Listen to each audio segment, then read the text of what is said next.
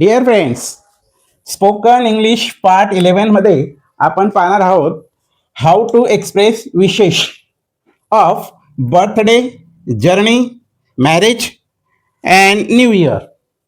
तर मित्रांनो, birthday wish तुम्हाला जर द्यायची असेल मित्राला, आईला, वडिलांना, रिलेटिव्हला, तर नेहमी लक्षात ठेवा बर्थडेला कशी विश दिली जाते. हॅपी बर्थडे असं म्हणा, सिंपल, किंवा many happy returns of day असं म्हणा. लक्षात. जर्नी म्हणजे एखादा तुमचा नातेवाईक, रिलेटिव्ह, ब्रदर, सिस्टर, फ्रेंड परगावाला जात असेल तर त्याला त्या जर्नीला विश करायची पद्धत असते.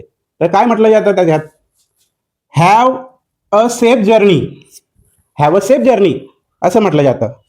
तसंच have a happy journey, have a happy journey असं म्हणा जर्नीच्या वेळेस. लक्षात.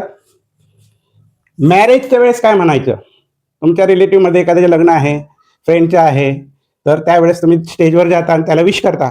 तर विश करताना फक्त तुम्ही शेक हँड करता, काहीच म्हणत नाही इंग्लिशमध्ये. तेव्हा काय म्हणायचं असतं त्या मित्राला?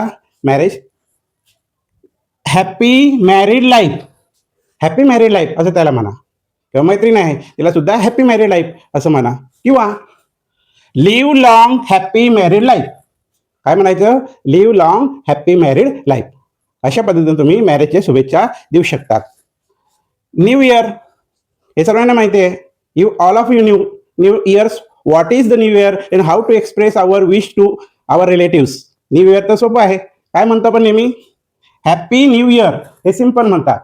हॅपी न्यू इयर म्हणा. किंवा wish you a happy and prosperous new year. Wish you happy and prosperous new year असं तुम्ही म्हणू शकता. लक्षात मित्रांनो. तर हा विशेषता व्हिडिओ तुम्हाला कसा वाटला? जर चांगला वाटला असेल तर तुम्ही नक्की या चॅनलला सबस्क्राईब करा, लाईक करा आणि शेअर करा. थँक्यू.